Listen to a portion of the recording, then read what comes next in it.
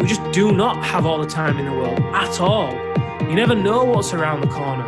But we hold off and we hold off, just like in having conversations that matter, in expressing what's really going on inside of us, because we just think that, oh, you know what, well, I'll do it tomorrow, or it doesn't matter, and we suppress it and we bury it. Doesn't mean it goes away. Hello, everyone, and welcome to another episode of The Powerful Man Show. I am your host, Doug Holt, with my co-host, the powerful man himself, Tim Matthews. Tim, how's it going, brother? Fantastic. Absolutely fantastic. 2019 is now upon us. I've had a really great Christmas break, as you know. And I'm really excited to be back. It's kind of a weird one as well, because our year finishes on January the 31st. So although obviously it's the end of 2018, beginning of 2019, I don't really feel like I want to review the year, or it's the right time to review the year until the end of January. So yeah, although it's the new year, it kind of feels like it's coming into the final month of our year, which is exciting. Well, when you talk about the end of the year, you're talking about the end of the year for the business, the movement, and said, not just the calendar year, right? Just to clarify for everybody else. Yeah, correct. Obviously, it's the end of the calendar year, but obviously we're working towards the end of January, which is the end of the year for the Powerful Man movement, and marks the next stage, if you will. Yep, I know what you're talking about. Just want to make sure everybody else does. Well, awesome, Tim. Well, we've had a lot. I mean, you and I have been we talk almost every day, back and forth, and a lot's come up over the course of the last few weeks. And by the time people listen to this, I've seen a lot of posts on social media, and things have happened, in our personal lives. But I want to talk today about death and demons. What do you think about that? Well, it's very profound. So 2 weeks ago, was it 2 weeks ago? Well, a couple of days before Christmas. Obviously, you know what's been going on in my personal life over the past few weeks. All the deaths that we've had that primarily have come from the demons that the people have been living with. And it's quite remarkable. And I don't mean that in a good way, although it could be used in a good way in some respects. We've had 3 people within our family, my cousins, commit suicide in total. Now, I received notice 2 days before Christmas that my cousin's husband had committed suicide. Although he wasn't obviously a blood relation, he was in the family, which then means by default, he was an experience in the dynamics of the family. This came 4 weeks after my other cousin had committed suicide. And it also came 6 years to the day that my other cousin had committed suicide. Now, I was on the phone to my dad. Well, my dad and my sister, both separately. And my dad phoned me up. He shared the news with me, and I said, "Dad, can you see the pattern?" And he's like, "You know what, Tim? I get goosebumps from saying this. I completely can. Yeah, I just cannot believe it." I'm like, "Don't you think that 3 suicides in one family is a lot?" And he's like, "Tim, God, it's a hell of a lot. It's a hell of a lot." And I'm like, "Exactly, And these are all my generation, my cousins. And they're all the sons and daughters of obviously my dad's brothers and sisters. And there's 8 of them, 8 brothers and sisters. And if you know anything about me and my journey, then obviously you'll know the journey that I've been through with my relationship with my dad. I'm very grateful that I'm able to have really honest, open, and meaningful conversations with him now. And he said something to me that it was really great to hear him say this, because to me, it showed me that he was really open to go in there. And he said, "Yeah, but Tim, you know where it comes from? It comes from above us though, doesn't it?" I was like, "Yeah, Dad, it does come from above you. My granddad and grandfather, so my dad's mum and dad." I was like, "But the reality is we can't bury our head in the sand any longer. There's too much of a pattern going on with my generation, because they're paying the price for the demons that you as brothers and sisters haven't chosen to take on. And what you don't take on, you pass on. And at some point, every one of my aunties and uncles, my dad's brothers and sisters, at some point, their children have disowned them. And they've disowned them for various different reasons. One of my aunties dated my cousin's, so her daughter, her boyfriend. Other ones have, just been absent fathers, but there's all sorts. I'm not going to dive into all the different reasons why they've disowned them. The point I want to make here is they've not disowned them because there's been a little spat, a little argument that can't be resolved.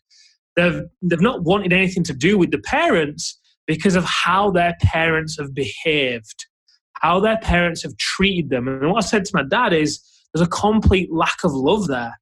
And what everybody does is everyone buries their head in the sand, hiding from the pink elephant in the room, not having the conversations that get to happen with their daughters or their sons, which would really bridge the gap and address the demons. And instead, they bury their head in the sand until things come to a situation like this, where you have people taking their own life. And it's just incredible to see that there's 3 people, that my cousins, that have done this. And I'm so, thankful. Because my sister, when I was speaking to my sister about this, she was like, yeah, but Tim, it's all right for you because, you've manned up, quote unquote, that old saying. You've manned up with dad and you've changed your relationship with dad. I'm like, yeah, but Caroline, I've done that through work. I've not manned up. I've chosen to go into the places. I've chosen to have honest conversations with him, face the demons, create a space where he can express his demons, and then, set new boundaries and new standards and held us both accountable to them.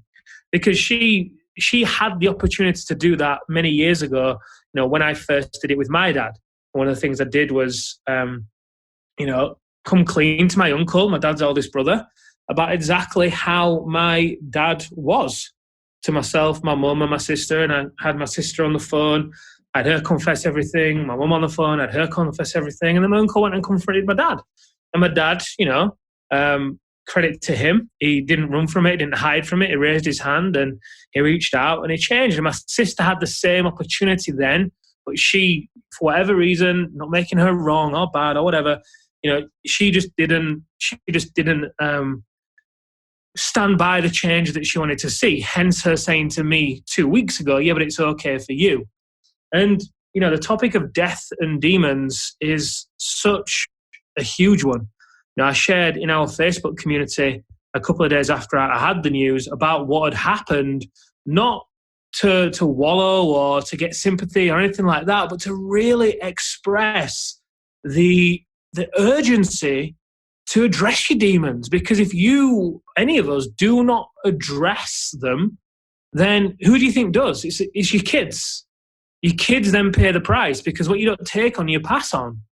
And they then have to do the work. So doing the work now, choosing to do the work, like the work that I'm doing, it never stops, the work that you've done, Doug, the work that I feel is the work of the men of our generation, you that chain.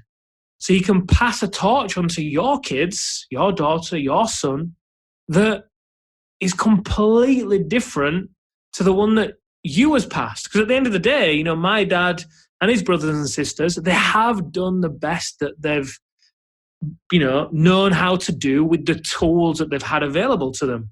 We're very blessed in this day and age to have things like the internet, social media, to be able to have this conversation so that it makes it very easy for you to change your circle of influence and to establish a new norm, much easier than it did, 20, 30, 40 years ago when, you were then raising kids and the beliefs that you had and the actions and the habits from the demons that you've got, were just passed on because awareness was a tool that was I wasn't saying it was lacking back then, but it was very, very different. And as you can tell, I'm really passionate about this topic for obvious reasons. And I just think that, sometimes we can forget how fragile life is. We can sometimes get into the trap, and I've done this myself in the past, where we think we've got all the time in the world, and we don't. We just do not have all the time in the world at all. You never know what's around the corner, but we hold off and we hold off, just like my dad's brothers and sisters have done, in having conversations that matter, in expressing what's really going on inside of us, because we just think that, oh, you know what, well, yeah, I'll do it tomorrow, or it doesn't matter, and we suppress it and we bury it. It doesn't mean it goes away at all. It doesn't go away, it stays there. And that's where the demon then continues to sit and reside. And when I shared this in the Facebook group, you know, we had so many guys commenting about the demons that they had either worked through, or they were experiencing, or they were burying. And it's so, so key, in my opinion, that we do the work so that our kids don't have to. So good. And a topic that hits home, I think, to everybody listening in one way, shape, or form. And, you know, I've told you this before. It's just, there's so much pain, you know, I can, you know, going through what your family's going through. And obviously my heart goes out to everybody involved and all those listening that are going through something similar. You know, Tim, when you look at this, and we look at this from a top level, from a powerful man type perspective of the way that the men and women that listen to this show are thinking, do you think that in the past, people didn't deal with these issues because it was too hard, or do you think it was just taboo to talk about it? I think, first of all, it was taboo to talk about it. You know, if I think about, you know, I've had these discussions with my dad as well, but obviously now the link is undeniable within our family anyway. But you know, the conversations I had with my dad is, you know, when he was, you know, 8 years old, 9 years old, 10 years old, the treatment that he received from his mother and father was awful at times. It was barbaric at times. It was disgusting and ridiculous. And, you know, my dad's now 63. So what's that? That's kind of like the 1960s, I think. Yeah, thereabouts. Let's say 1960s. That, you know, he was a young boy. And yeah, I think back then, you know, how many years after World War II is that? I think it's only one generation after World War II. And my grandparents and my dad's father and mother, their parents were generals. One of them was a general in the army, and he was a general in the British Army. They obviously occupied India. So then my granddad inherited a lot of that really hard upbringing. That's what he saw sometimes. And I think back then, I think it was taboo, because the idea of what it meant to be a man and a man's role in society was really to go out there and hunt. You know, go out there and be the breadwinner and be the tough guy and, you know, be the one that really enforced. And the woman's role was the role to nurture and to stay home and, you know, to be that motherly figure. And obviously that then got passed on to, you know, my granddad, who obviously treated my father and his brothers and sisters in the way that he did. And I think it was just the norm. So I think, in answer to your question, Doug, I think it was a culmination of things. One, definitely taboo, you know, what it meant to be a man, talking about your emotions then. Second of all, I think it was environment. Now, because they didn't have things like the internet. Even TV was relatively new back then, wasn't it?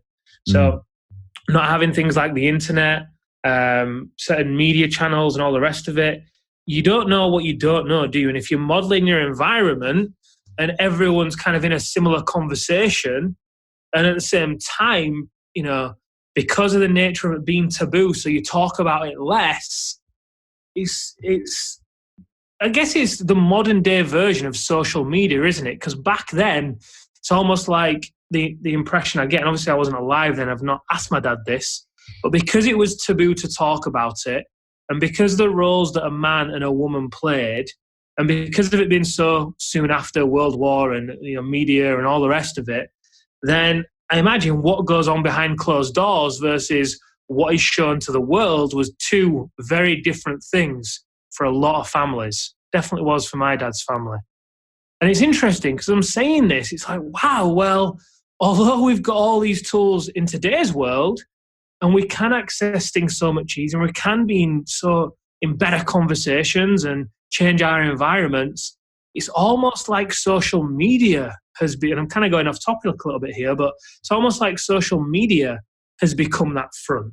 Hey, here's my highlight reel, which then continues that whole or can continue that whole topic of it being taboo and, putting on a front. And it's where the cycle doesn't change. If you talk about my dad facing his demons or any of the men in the Facebook group facing their demons, I think one of the things that contributes to them feeling like, it's a weakness to do so or it's inferior to talk about it is social media as well. Because they look at everybody else's highlight reel and think, well, shit, he's got all his stuff together. He looks like that way. Their family looks like that way. So, well, if I bring this up, then, I look even weaker or I'm stupid, or it can really have some people question themselves. So it just continues in that same vein.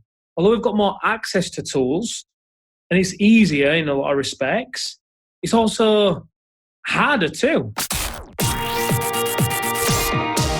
Hey guys, I want to interrupt this episode because I want to talk to you about something important. We put together a case study on how almost 300 men have taken control of their lives. They're 4Xing their business revenues and they're having more connected and intimate sex, all without sacrificing their relationships or their health by using the activation method. Now, a lot of you have contacted us and you want to know how they're doing it. We put together this short 11-minute case study just for you so you can see how these entrepreneurs are achieving this level of success. To get this case study, all you have to do is go over to thepowerfulman.com/11. Yep, that's 11. And you can get the case study right now. All right, it's only 11 minutes and it's going to show you exactly how these men have done it. All right, let's get back to the episode. I think a lot of people grow up with the idea that you don't air your dirty laundry, right? You always have to put on the perception that everything going on at the house or in your life is going great. Hey, Tim, how you doing? Great. How are you? Great. And you walk on, right? And so there's no depth to that. And I think that's what, we're uncovering with all the work we're doing with men is there's so much surface level BS that's being passed around. The typical, how are you doing? Yeah, I'm doing good. The other person's doing good. The next thing you know, unfortunately that person takes their life and you have no idea. You have no idea because people are, it's looked down upon to share what's really going on for you. Yet that's where we get the connection, right? That's where we get connection. I mean, you and I share what's going on with our lives, both privately, but also very publicly, which can be awkward. It can seem very awkward for a lot of people. And it's only awkward if you really care what other people think, right? If you're really worried what other people think about you and how they react to you.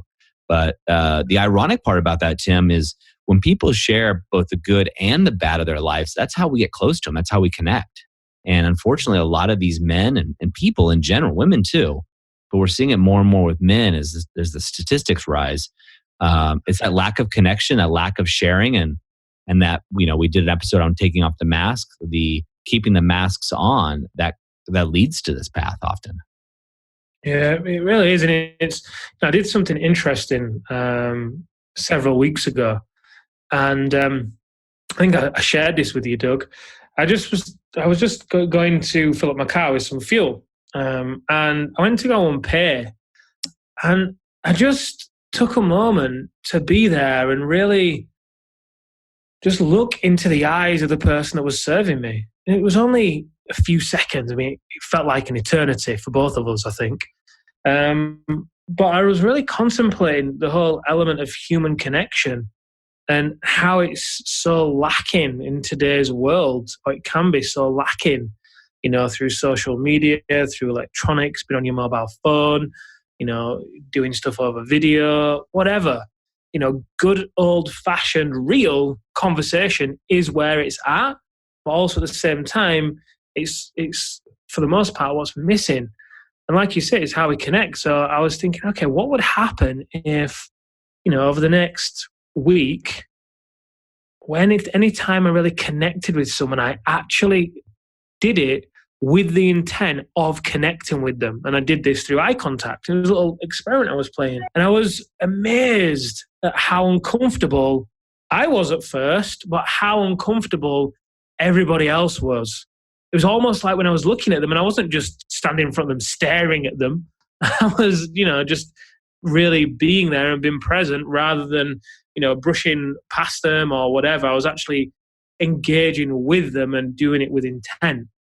And it was really, really alarming for me to see, like I say, how uncomfortable it made people and how much people wanted to get out of that kind of energy in that situation, which ultimately is such a basic level of human connection that's just become so alien. Then we talk about, death and demons and speaking of like airing dirty laundry, if you will. But it's absolutely key to be seen, to be able to be comfortable with people looking at you, be able to be comfortable with what's inside of you rather than, basing it, judging it on being good or bad based on what's going on social media or the norms in society or the norms in other media or whatever. Fuck all that shit. It doesn't work. It's not working for us at all. We've got people taking their own lives left, right and centre. We know the stats. We all know the stats. And obviously it's very close and personal to me, as I'm sure it is to a lot of the listeners as well. And, for me personally, it's just not good enough. It's just not good enough the way in which we've become so closed down, just from doing something as simple as speaking, expressing our emotions, eye contact. It's just, what is going on? What is going on in order for the world, the human race, because we're all one. We're not divided. We're not against one another. Blacks against whites, Latino. It's not like that. We're one human race. We come from one place. But there's so much division and so much fear and so much isolation. Why? Like it's just not good enough, in my opinion. I agree. And this is what drove me so hard towards the Powerful Man movement is, and this is not obviously just to toot the horn of the Powerful Man because I'm involved, but, the reason I got involved was because these conversations aren't happening. And there are so many people out there that are disconnected and don't know a way out. They don't have a solution. It's not talked about. You look at, a lot of these men will come to the events and, you get to know them over time. And these are business leaders. These are leaders in the community, leaders at their church or mosque. These are leaders. And yet inside, what no one else knows, right? They're looked up to, no one else knows is they're in pain. They're in a lot of pain inside and they're bottling it up because they're role models, right? And that's what a guy does. We suck it up, right? That's what we're supposed to do. And unfortunately, as we found out, a lot of these guys are walking that thin line, right? They're facing their demons, right? Or they're not. Truth be told, they're not facing their demons, and that's the real problem. But their demons are coming up. And as we found out through the years, Tim, with a lot of these men is, once they face their demons and actually look at them and look at them through, we do all kinds of things. I don't want to give away all the things that happen at the Alpha Reset, but they're able to face them in a way that's supportive, in a way that allows them to move past them. Because a lot of these men were walking the line, and we didn't know this. Now you can you do this so often, you can look at somebody and kind of get an idea, right? You'd be almost stupid not to with having as many reps as we have. But a lot of these guys were walking that edge of, do I want to go on or not? Is life better here or not? And it's really, as I used to think how crazy it is to sound, I get where they're coming from. I understand where they're coming from and I understand what they're saying.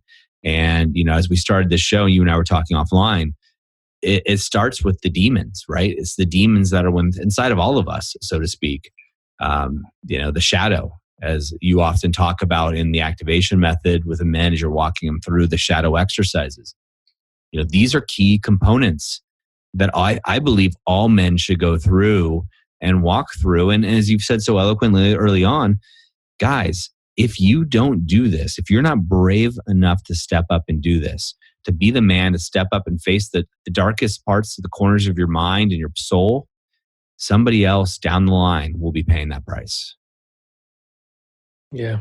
It's always the case. And where does it end? Where does it end? If you don't do the work, then who is going to do the work? When is it going to happen?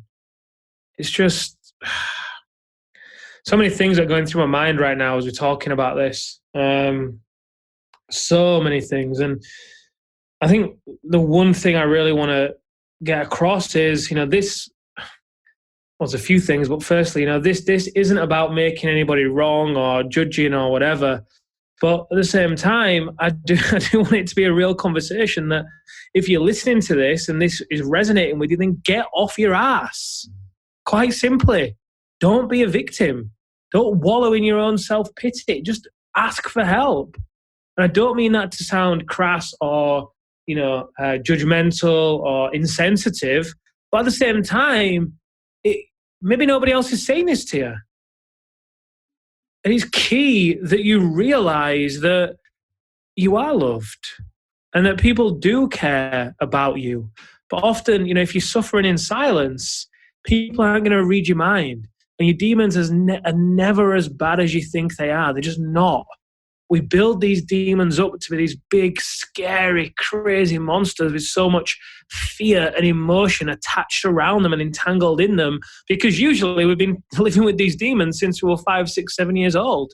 We've been trying so many different surface level things to get rid of them: money, women, cars, homes, holidays, whatever. The more that we've tried and the more we've not been able to get rid of them, the bigger they seem. But they're not that big. They're not that scary. I know that might not mean a great deal right now coming from me stood on the outside looking in, but I'm saying that from the perspective of we have walked hundreds of men through these processes, and they're never as bad as it seems. Once you're in the process, once you've taken that leap, it's like going to the gym. What's the toughest part of going to the gym? It's getting there. What's the toughest part of getting rid of your demons? It's raising your hand. It's asking for help. But you've got to do it. You really have got to do it. It's not okay for me to sit by and watch as more people choose to take their life. It's just a complete waste. It's so unnecessary. It's so unnecessary. So just raise your hand, ask for help. I know in a lot of the shows, we often like to include or end the show on, what's one thing the guys can do right now? The one thing you can do really is quite simply ask for help, raise your hand, have that conversation with somebody that you're holding back from having. Reach out to us. Look, I don't really give a shit whether you work with us or not. And I don't mean to sound disrespectful, but I don't. I care more that you actually have somebody to speak to. Join the Facebook community. It's free. It's full of guys. Come in there, speak to us, go on the website, download more trainings, whatever you get to do to just get moving and get out of this. Because it doesn't have to end in the way that it's ended for a lot of my family, and it ends for so many men.